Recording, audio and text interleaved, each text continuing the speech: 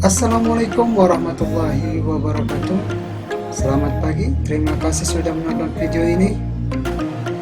Video ini nggak perlu di-subscribe, apalagi teaser guys, tonton saja. Let's go, enjoy, relax, and stay focused this video.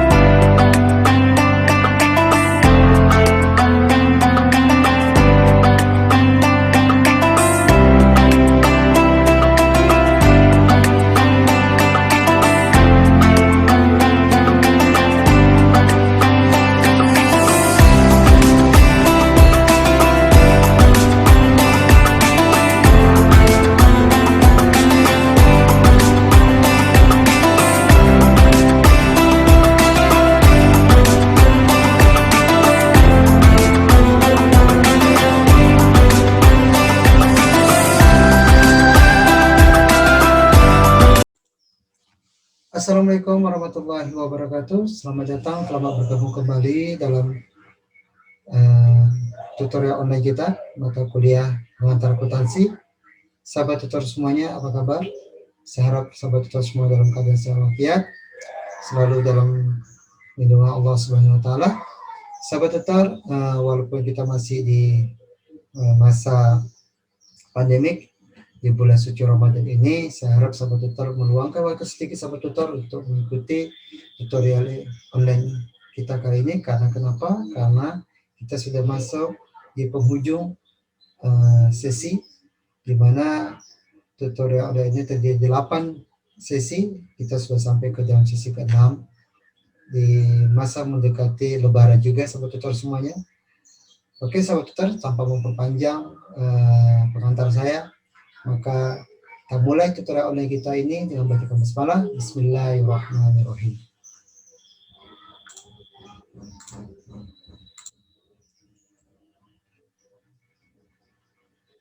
Sahabat tutor semuanya, kali ini kita akan membahas tentang akuntansi utang jangka panjang dan investasi, di mana kita harus mengetahui konsep dari sebuah nilai mata uang, di mana nilai mata uang setiap tahunnya, setiap masanya itu akan berubah, bukan dari segi nominal, tetapi dari segi nilainya. Konsep seperti saudara, dulu kita mungkin pernah belanja sebuah permen dengan harga Rp500, tapi sekarang harga permen menjadi Rp1.000. Nah, ini adalah nilai mata uang yang berubah. Kenapa nilai mata uang itu berubah? Karena adanya inflasi, karena adanya perputaran fluktuasi antara nilai mata uang dengan nilai mata uang dunia. Contoh seperti nilai mata uang kita, rupiah terhadap dolar, atau rupiah terhadap euro, maupun terhadap yuan. Jadi sahabat tutor, di dalam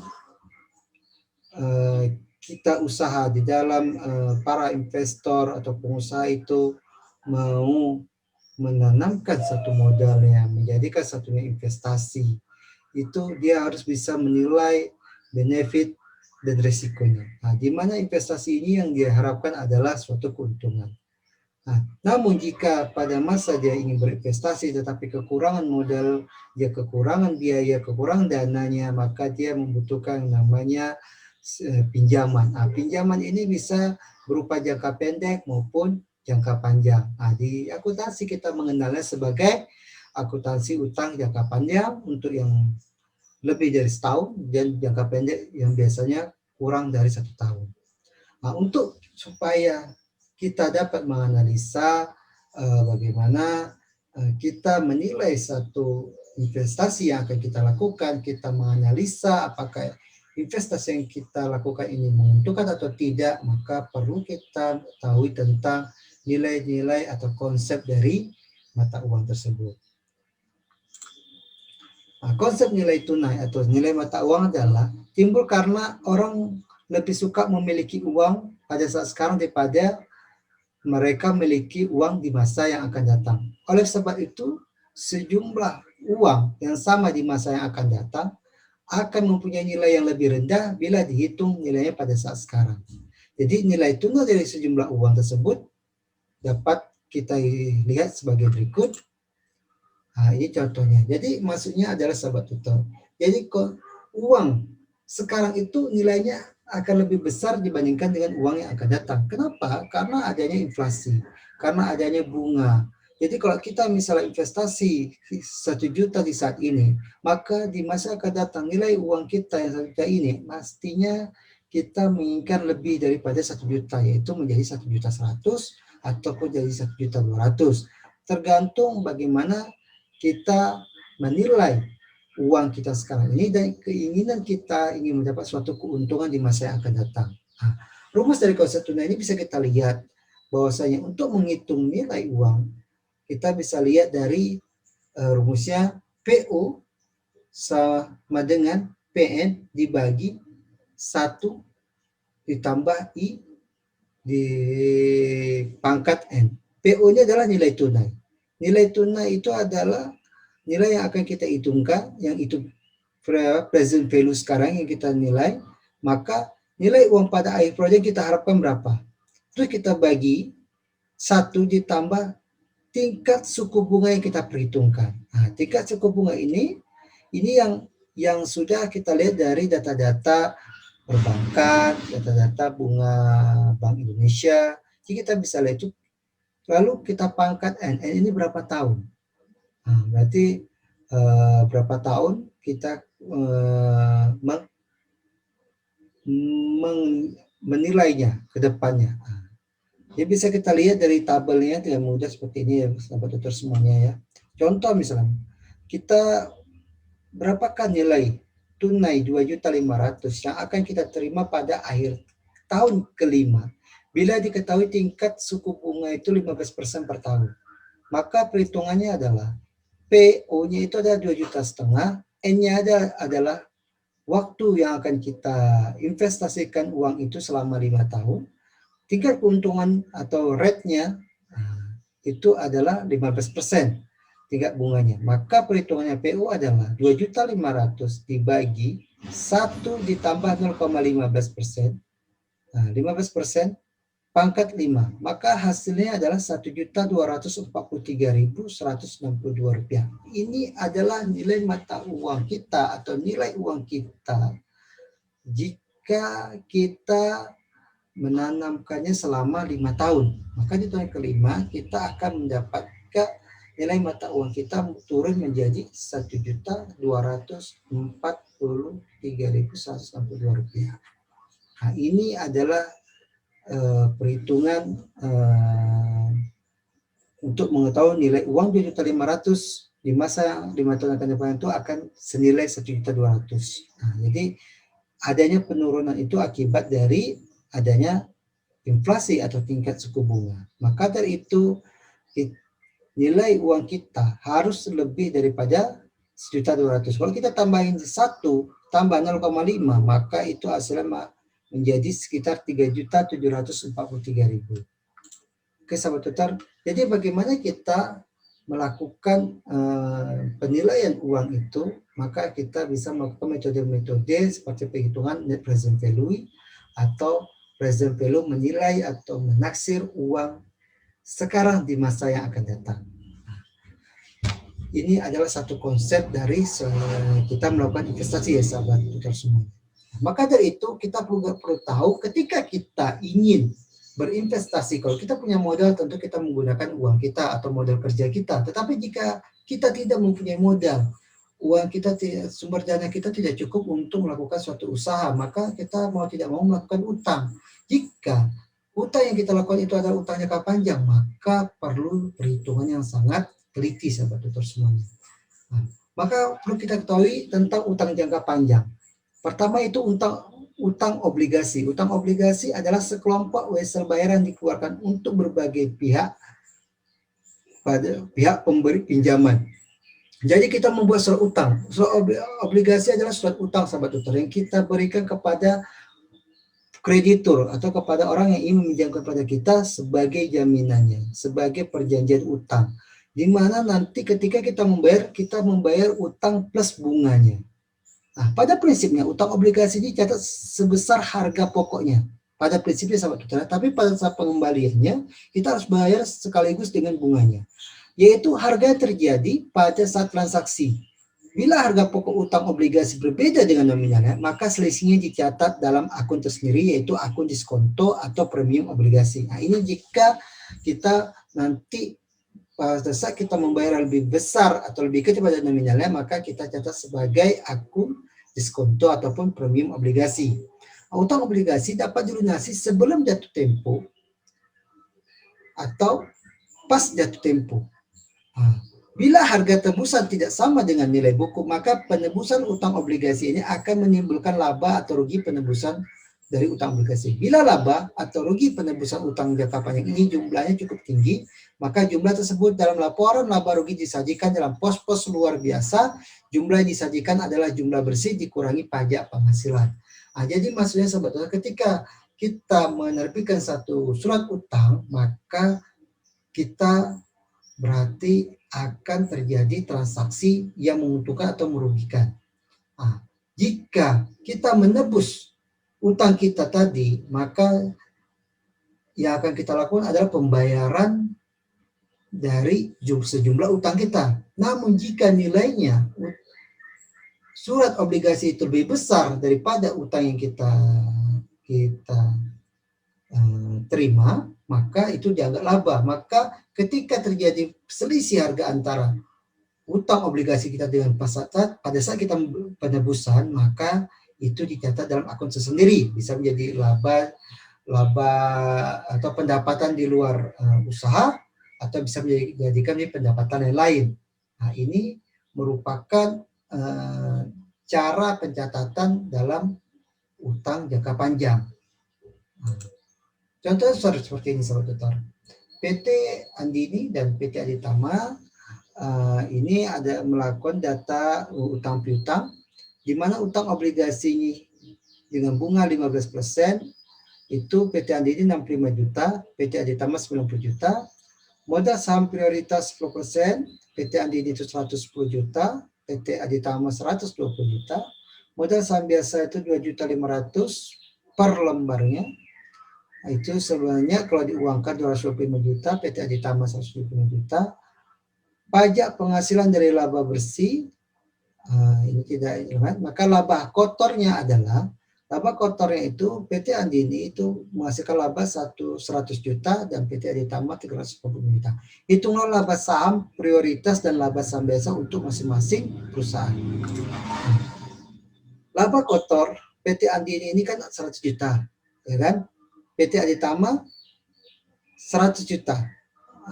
Di sini ini sebenarnya PT Aditama tadi laba kotornya itu sebesar 385 juta. Tapi karena kita hitung, kita anggap itu sebagai 100 juta saja, maka 15% PT Andini itu ada bunga obligasi. Jadi 15% dikali 65 juta, maka hasilnya 9 juta 750. Maka di sini 9 juta 750. 15% dari PT Aditama 90%, maka 13.500. Laba kotor itu kita kurangi dengan bunganya. Nah, bunga obligasi adalah biaya yang harus kita keluarkan untuk pastinya mengurangi laba kita, maka hasilnya laba sebelum PPh itu 90.250, PT ditambah sebanyak 86.500. Nah, pajak penghasilannya itu sebanyak 35%, jadi dikali dari laba sebelum PPh tadi ya 90.250 dikali 30%, maka hasilnya 31.587.000 untuk PT Andini, 30.275.000 untuk PT Aditama.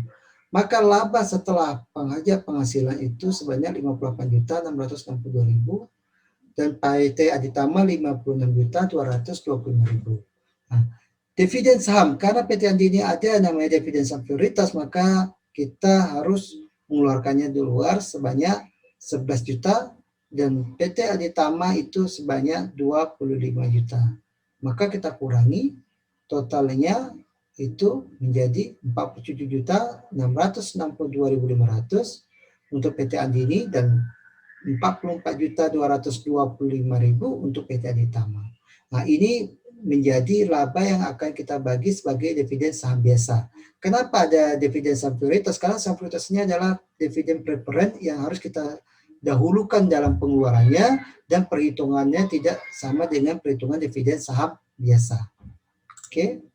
Nah, setelah kita melakukan utang jangka panjang, maka ada yang namanya kita melakukan investasi untuk proyek-proyek jangka panjang. Investasi dapat dibedakan menjadi dua, yaitu investasi jangka panjang, investasi jangka pendek. Untuk membedakan investasi jangka panjang dan investasi jangka pendek dicatat dalam surat berharga ataupun efek, sedangkan investasi jangka panjang dicatat dalam akun investasi. Nah, bentuk investasi dapat berupa deposito, obligasi, saham dari perusahaan lain. Nah, jadi kalau misalnya investasi jangka pendek itu kita bisa lihat dari surat berharga ya, atau saham atau bursa dari bursa efek di akun-akun saham. Ini biasa itu investasi jangka pendek. Kalau investasi jangka panjang itu berupa dari akun investasi. Jadi biasanya lebih dari setahun itu masuk dalam akun investasi. Dalam investasi jangka panjang, bila jumlah saham yang dibeli dari suatu perusahaan 20% atau lebih, maka perusahaan harus menggunakan metode pencatatan pemilikan atau equity method.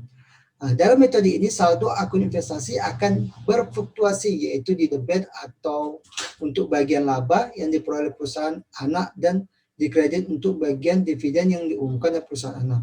Selain itu, juga dikredit bila ternyata perusahaan anak mengalami kerugian. Metode pencatatan yang lain adalah metode harga pokok perolehan atau cost method. Dalam metode ini jumlah atau saldo akun investasi akan tetap sama besarnya.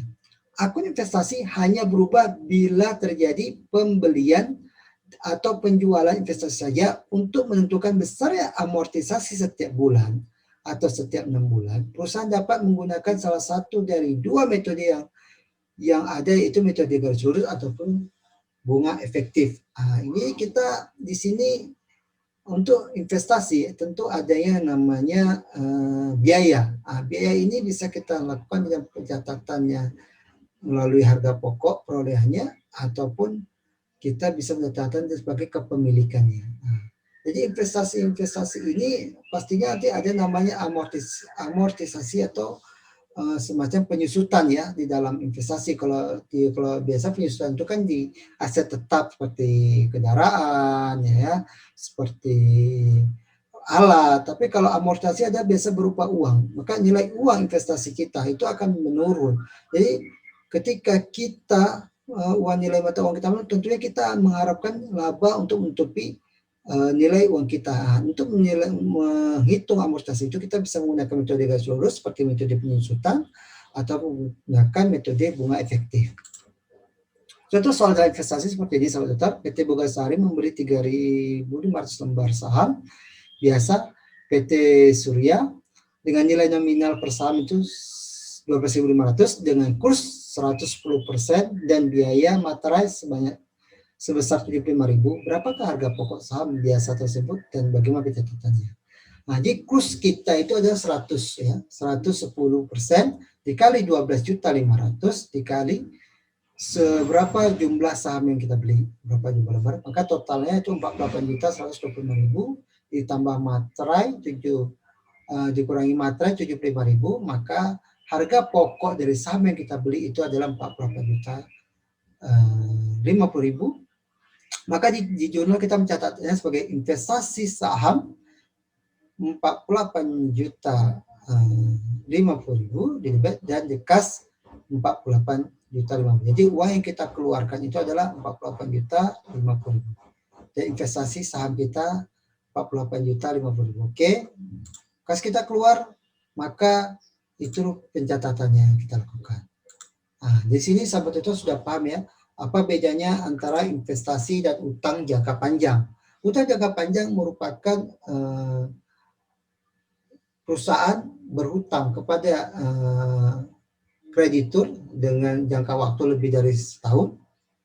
Sementara investasi jangka panjang adalah perusahaan menanamkan modalnya untuk melakukan suatu usaha atau pekerjaan untuk mendapat satu keuntungan yang mana masa kontraknya bisa lebih dari 1 tahun. Nah, jadi kalau misalnya hutang jangka panjang itu bisa berupa utang obligasi, tergantung jangka waktunya, tetapi dalam investasi utang jangka panjang itu berupa investasi.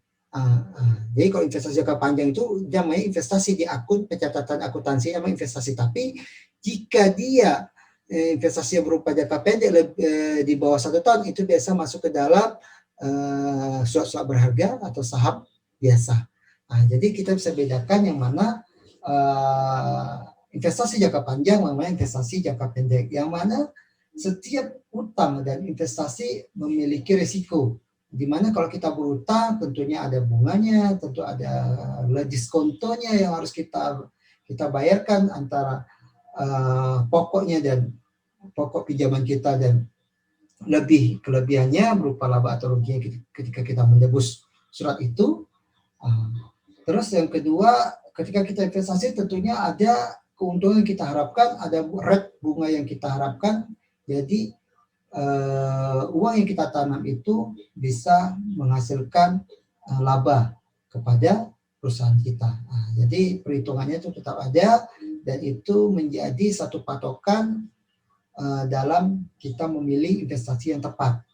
Dalam memilih investasi yang tepat, kita tentunya butuh yang namanya informasi-informasi keuangan, bisa berupa suku bunga dari Bank Sentral di Indonesia, dinamakan Bank Indonesia. Kita bisa melihat berapa suku bunga perbankan pada saat itu, dan kurang lebih berapa kira-kira inflasinya. Jadi kita bisa melihat berapa nilai uang kita nanti di 4 tahun ke depan atau 2 tahun ke depan. Kita bisa menaksirkannya seperti itu melalui perhitungan-perhitungan dari contoh soal yang kita pelajari. Oke, sahabat tutor semuanya, sampai sini paham ya? Oke. Sahabat tutor, setelah kita memahami ini, kita akan berdiskusi, ya, di mana di diskusi sesi ke-6 ini kita akan membahas tentang pilihan apa yang menguntungkan antara investasi dalam obligasi atau investasi dalam saham. Dari jawaban saya, seharusnya sahabat tutor bisa melihat, bisa memahami kalau investasi dalam obligasi kita melakukan pinjaman, kita mengeluarkan surat utang, di mana surat utang itu ketika kita tebus tentunya ada diskontonya, ada perbedaan antara harga utang dengan harga tebus. Di mana kalau harga utang itu lebih besar ketika kita tebus, maka kita bisa menghasilkan laba. Tapi ketika kita tebus itu harga tebus lebih besar pada harga utang kita, maka kita akan mengalami kerugian karena kita berutang. Bagaimana kalau kita investasi dalam saham? Dalam investasi saham itu ada namanya harga saham, harga pasar, dan harga beli. Ketika kita beli saham, mungkin harganya rendah, tapi ketika kita jual harganya tinggi, maka kita mendapat keuntungan. Namun bila sebaliknya ketika kita beli itu harganya tinggi, ketika kita jual ternyata rendah, maka kita mengalami kerugian. Dari investasi kedua tersebut, yang mana yang lebih aman, yang mana yang lebih menguntungkan? Itu semua tergantung dari kondisi perusahaan kita. Ketika kita melakukan investasi obligasi, itu identik kita lakukan dalam roda perekonomian stabil, dalam usaha kita, profitabilitas kita bagus, bisa kita melakukan lakukan obligasi. Tapi kalau misalnya kita investasi dalam jumlah saham, kalau perekonomian kita sulit, maka harga saham juga fluktuasi karena dia bisa berubah setiap saat, sangat dinamis. Sedangkan obligasi tidak sedinamis fluktuasi dari harga saham. Maka dari itu jawaban yang tepat adalah bagaimana kita menaksir risiko dan manfaat dari investasi yang akan kita lakukan. Kedua-duanya saling menguntungkan, yang kedua-duanya saling merugikan, tergantung masa, tergantung momentum ketika kita melakukan investasi dalam obligasi atau investasi dalam saham. Membeli surat berharga dalam bentuk saham atau dalam obligasi ada tergantung momennya, tergantung waktu ketika kita beli, tergantung resikonya, dan tergantung apakah risiko itu sejalan dengan manfaat yang akan benefit yang akan kita dapatkan atau tidak. Tentunya kita harus melakukan analisis dan melakukan analisa fundamental terhadap perusahaan yang akan kita investasikan, baik itu secara obligasi maupun secara saham. Jadi sahabat tutor semua, dari sini bisa sahabat tutor menjawab pertanyaan dari diskusi ini dengan menggunakan jawaban bagaimana kita melihat risiko dan manfaatnya, dari waktunya, ya, dari bentuk perusahaannya, dan dari bagaimana perekonomian atau perekonomian dalam negeri maupun di luar negeri. Oke, terima kasih sahabat tutor. Sampai di sini pertemuan kita di sesi ke-6 ini dalam mata kuliah pengantar akuntansi. Saya harap sahabat tutor paham dan mengerti. Jika sahabat tutor kurang paham atau kurang mengerti, sahabat tutor bisa tanya di message model kita, di e-learning kita. Sahabat tutor bisa tanya kepada saya apa yang sahabat tutor kurang paham. Demikianlah sesi ke-6 ini, mata kuliah pengantar akuntansi. Jika ada salah-salah kata, saya mohon maaf. Mumpung karena ini kita udah masuk di suasana lebaran, saya sebagai tutor kalian dalam mata kuliah pengantar akuntansi mengucapkan minal aidin wal faizin, mohon maaf lahir batin. Bagi yang merayakannya, saya ucapkan selamat. Bagi yang tidak merayakannya, kita saling menghormati satu sama lain. Tetap jaga toleransi umat beragama, jaga juga protokol kesehatan kita, tidak melakukan mudik. Terima kasih perhatiannya sahabat tutor. Saya ucapkan hamdalah, alhamdulillahirrabbilalamin. Assalamualaikum warahmatullahi wabarakatuh. Be smart, be creative. Sampai jumpa lagi sahabat tutor semuanya.